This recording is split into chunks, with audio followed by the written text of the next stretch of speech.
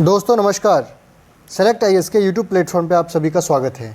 अगर आप मीडिया को पढ़ते हैं तो आज दिन भर पूरे मीडिया में यही चल रहा है कि कैसे क्या इशूज हुआ है इंडिया और कनाडा के बीच, क्यों आखिर कनाडा ने ऐसा स्टेप लिया कि जो इंडिया का वहाँ पे सीनियर एम्बेसडर थे उसको एक्सपेल कर दिया, और उसी के बदले टिट फॉर टैट डिप्लोमेसी के माध्यम से भारत ने भी जो है जो कनाडा के सीनियर डिप्लोमेट थे इंडिया में उसको एक्सपेल कर दिया।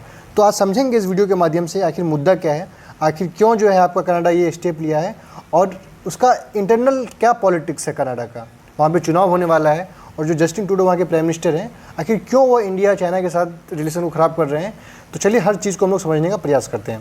सबसे पहले हम आपको ये दिखाना चाहते हैं कि एक हरदीप सिंह निजार था। हरदीप सिंह निजार जो है ये आपका एक खालिस्तानी टेररिस्ट था, उसको खालिस्तानी टेररिस्ट ही हम लोग बोलेंगे क्योंकि हमारे नज़र में वो एक आतंकवादी था।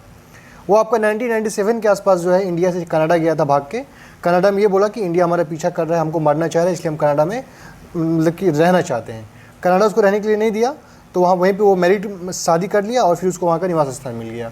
उसके बाद वो क्या किया, आपका सिख फॉर जस्टिस एक ऑर्गेनाइजेशन चला रहा था और वो आपका जो इंडियन लॉ एजेंसी है और जो इंडियन गवर्नमेंट है उसका टॉप मोस्ट टेररिस्ट में उसका नाम था। तो एक दिन क्या हुआ अचानक से कि हरदीप सिंह पुरी अपने ट्रक में बैठा हुआ था और 4-5 लोग आके उसको शूट करके चला गया। तो तब से ये मामला चल रहा है कि इसको मारा कौन पूरे, और इंडिया में ऐसा स्पेकुलेशन था कि मार कौन सकता है, दुश्मन उसका कौन है। तो दुश्मन उसका इंडिया है क्योंकि इंडिया का वो दुश्मन था और इंडिया का जो दुश्मन है इंडिया उसका दुश्मन होगा। इसी बात को लेकर आज जो है आपका कनाडा के जो प्राइम मिनिस्टर हैं, फिर कनाडा के जो फॉरेन मिनिस्टर है, दोनों आया। तो कनाडा के जो प्राइम मिनिस्टर हैं आपके पार्लियामेंट में ये बोला कि ये जो मर्डर हुआ है हरदीप सिंह निजार का, इसमें कहीं ना कहीं इंडिया का रोल अभी दिख रहा है। इन्वेस्टिगेशन चल रहा है, अभी हमको इंडिया का इसमें रोल दिख रहा है। इन्वेस्टिगेशन पूरा नहीं हुआ है, चल रहा है, ये आरोप ही अभी लगाया है और इसी आरोप के बदले ये जो है चाइना के जो डिप्लोमेट थे यहाँ पे सीनियर डिप्लोमेट उसको एक्सपेल कर दिया। एक छोटा सा वीडियो है, मैं आपको दिखाता हूँ कि कैसे जो है वहाँ की फॉरेन मिनिस्टर वो ये बता रही है कि सिर्फ आरोप है, मे हैव बीन इन्वॉल्व। देखिए मैं आपको सुनाता हूँ, सुनिए इसको।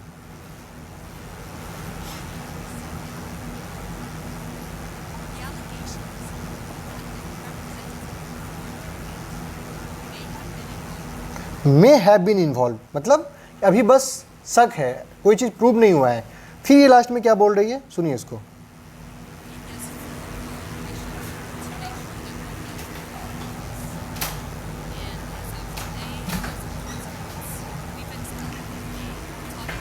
मतलब उसके रिस्पांस में ये सीनियर जो डिप्लोमेट था इंडिया को उसको एक्सपेल कर दी कनाडा से। तो ये आपका घटनाक्रम था मॉर्निंग का। उसके बाद रिस्पांस आना था इंडिया से। तो इंडिया सबसे पहले क्या किया, जो मिनिस्ट्री ऑफ एक्सटर्नल अफेयर है विदेश मंत्रालय का, वो सबसे पहले इसको रिजेक्ट किया, जो क्लेम किया उसको रिजेक्ट किया, बोला कि हम लोग इसको स्ट्रॉन्गेस्ट वर्ड में रिजेक्ट करते हैं, ये एलिगेशन जो है ये गलत एलिगेशन लगाया है कनाडा। फिर क्या किया, ये देखिए अरिंदम बागची है, ये आपका मिनिस्ट्री ऑफ एक्सटर्नल अफेयर के स्पोक पर्सन है, ठीक है, अरिंदम बागची। ये तब अरिंदम बागची एक प्रेस रिलीज किया, India expels a senior Canadian diplomat. अब इसका लैंग्वेज पढ़िए।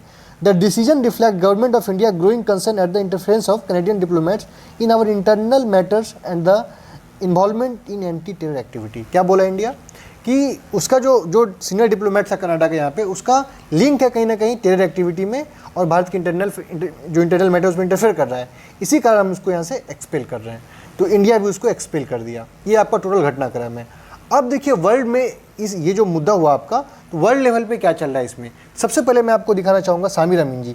सामिर अमीन, अगर आपको ORF पता है तो ORF के फाउंडर हैं सामिर अमीन। ये देखिए क्या बोले हैं, first our neighbour and now Canada similar story line, breed terror at home for political outcomes and then blame others. मतलब पाकिस्तान क्या करता था, पाकिस्तान जो टेरर ग्रुप को बहुत ज़्यादा वहाँ पे मतलब बसने के लिए अलाउ किया है, जो इंडिया के खिलाफ वो लोग एक्टिविटी को अलाउ करता है, क्यों करता है, कि उसको इंटरनल पॉलिटिक्स में वहाँ फ़ायदा होता है। तो पाकिस्तान भी यही करता था कि सबसे पहले जो टेरर वाला काम है करवा देता था, फिर ब्लेम कर देता था इंडिया को कि इंडिया का रूल है। तो वही काम आपका कनाडा कर रहा है। ये तो खुद कनाडा टेरर एक्टिविटी में सपोर्ट कर रहा है जो वहाँ का खालिस्तानी ऑर्गेनाइजेशन है, और ब्लेम क्या कर रहा है कि इंडिया जो है हमारे इंटरनल मैटर में इंटरफेरेंस कर रहा है। The space given in Canada to range of illegal activity including murder. तो ये सब कनाडा में आपका आम हो गया कि खालिस्तानी को वहाँ पे सपोर्ट किया जा रहा है, ठीक है। अब देखिए ये जो है आपके US बेस्ड बहुत बड़े जर्नलिस्ट हैं, ये क्या बोल रहे हैं कि very surprising, Washington DC based foreign policy expert decode Justin Trudeau claims on Nizar. तो मतलब ये जो भी आपके फॉरेन अफेयर्स के एक्सपर्ट हैं पूरे वर्ल्ड वाइड, वो बहुत इस चीज़ को लेकर सरप्राइज्ड है कि एक इंटरनल पॉलिटिक्स के कारण कैसे कनाडा जो है इंडिया के साथ संबंध को ख़राब कर रहा है। आपको मैं बता दूं कि इंडिया कनाडा का रिलेशन बहुत अच्छा है। अगर पीपल टू पीपल टाई का बात करें तो कोई दिक्कत नहीं है। ये जब से जस्टिन ट्रूडो आपका प्राइम मिनिस्टर बने हैं तब से वो इंडिया के प्रति बहुत हॉस्टाइल है। हॉस्टाइल क्यों है? क्योंकि उसका जो सरकार बना है वहाँ पे कनाडा में, तो उसका फुल बहुमत नहीं है। उसको जो सपोर्ट दे रहा है वो आपका सिख ऑर्गेनाइजेशन है, और वो लोग जो है खालिस्तान का सपोर्टर है। इसलिए अपने सरकार को बचाए रखने के लिए वो उसका सपोर्ट कर रहा है। ये उसका मॉडल ऑफ द स्टोरी है, वहाँ का इंटरनल पॉलिटिक्स है। और इस पॉलिटिक्स के कारण जो है वो इंडिया के साथ संबंध को ख़राब कर दिया है, ऑलमोस्ट ख़राब ही कर दिया। एक बायलैटरल ट्रेड एग्रीमेंट चल रहा था इंडिया कनाडा के बीच, वो भी स्टॉप हो गया है। अब ये देखिए, ये आपके कनाडा के टॉप मोस्ट जर्नलिस्ट क्या बोल रहे हैं कि ट्रूडो टाइम इज एंडिंग, मतलब कि जस्टिन ट्रूडो का समय खत्म हो रहा है। Senior Canadian journalist question Canada PM allegation. सभी लोग यही बोल रहे हैं कि अरे भाई आप एलिगेशन लगा दियो, कोई प्रूवन चीज़ है नहीं। सिर्फ एलिगेशन के आधार पे आप किसी देखिए सीनियर डिप्लोमेट को बर्खास्त करना देश से, ये बहुत बड़ी बात है। अभी देखिए जब रसिया यूक्रेन का युद्ध हुआ तब आपका रसिया जो है यूक्रेन के एम्बेसडर को वहाँ से बर्खास्त किया। बहुत जब किसी कंट्री का संबंध, अब अभी देखिए इंडिया चाइना के बीच कितना ये हुआ, न इंडिया एक्सपेल किया चाइना के एम्बेसडर को, न चाइना आपका एक्सपेल किया इंडिया के एम्बेसडर को, जबकि दोनों देश के बीच युद्ध वाला स्थिति आ गया, समझ लीजिए। लेकिन कनाडा देखिए कौन सी बात को लेके, एक इंटरनल पॉलिटिक्स को लेके इंडियन एम्बेसडर को एक्सपेल कर दिया। तो इंटरनेशनल पॉलिटिक्स और डिप्लोमेसी में एक्सपेल करना सबसे लास्ट ऑप्शन माना जाता है, तो इसलिए ये बहुत ही महत्वपूर्ण होता है। अब देखिए ये पीरियर जी हैं वहाँ के जो विपक्ष के नेता हैं, वो क्या बोल रहे हैं कि Canada opposition leader Poilievre on Trudeau Nijjar India clean allegation, PM need to come clean with all the facts, we need to know all the evidence possible for the Canadian can make judgment, the PM has not provided in fact. क्या बोले कि हम चाहते हैं कि प्रधानमंत्री हर fact को सामने रखे। कैसे आप आरोप लगा के सिर्फ वहाँ के एम्बेसडर को आप एक्सपेल कर दिए, मतलब पूरा कनाडियन के निवासी ये जानना चाहता है कि फैक्ट क्या है। आप पहले फैक्ट रखिए, और जो कि कनाडा के जो प्राइम मिनिस्टर हैं फैक्ट रखे नहीं है। समझ गए? ये आपका स्टोरी है। पूरी दुनिया को ये पता है कि ये हो क्यों रहा है। अब देखिए कनाडा के जो प्राइम मिनिस्टर वो काम क्या कर रहे हैं। वो क्या कर रहे हैं, जो भी उनका एलआई है, जैसे उसका एलआई पता है आपको, G7 में आपका कनाडा भी है, जो G7 आपका कंट्री उसमें कनाडा भी है। तो G7 के लीडर को कॉल करके बोल रहा है कि ऐसा जो इंडिया है हमारे एक्सटर्नल अफेयर में हस्तक्षेप कर रहा है, तो आप लोग भी इस पर बोलिए। इसके साथ साथ जो 5i ग्रुप में आपको बता दूं, एक इंटेलिजेंस ग्रुप है 5i, इसमें आपका इंडिया भी शामिल होने वाला था। इंडिया टेम्प्रोरी उसमें जाता है, लेकिन इंडिया भी इसमें शामिल होने वाला अभी तक हुआ नहीं है।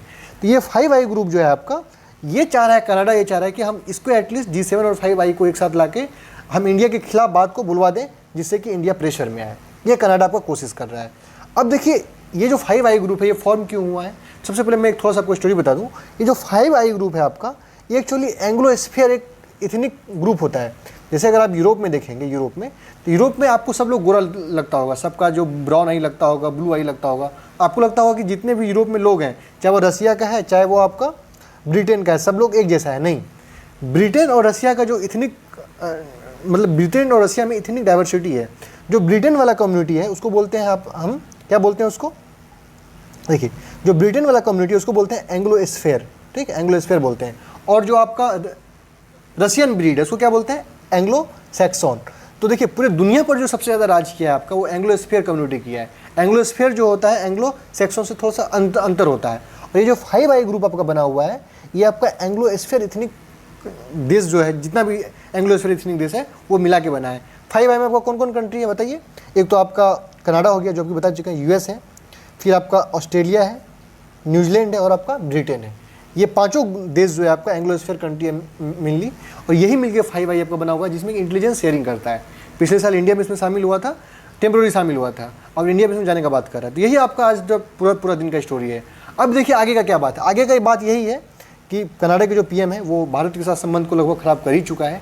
अब उम्मीद यही किया जा सकता है कि जब अगला चुनाव होगा 25 में कनाडा का, अगर वहाँ पे ये प्रधानमंत्री चेंज करता है कनाडा का, जो ये आपका अभी जो प्राइम मिनिस्टर ये लिबरल पार्टी के हैं, अगर मान के चलिए कि कोई राष्ट्रवादी पार्टी आता है जो कि सिर्फ कनाडा के बारे में सोचता है, तो हो सकता है कि इंडिया के साथ संबंध फिर से सुधार हो। तब तक के लिए इतना ही, थैंक यू।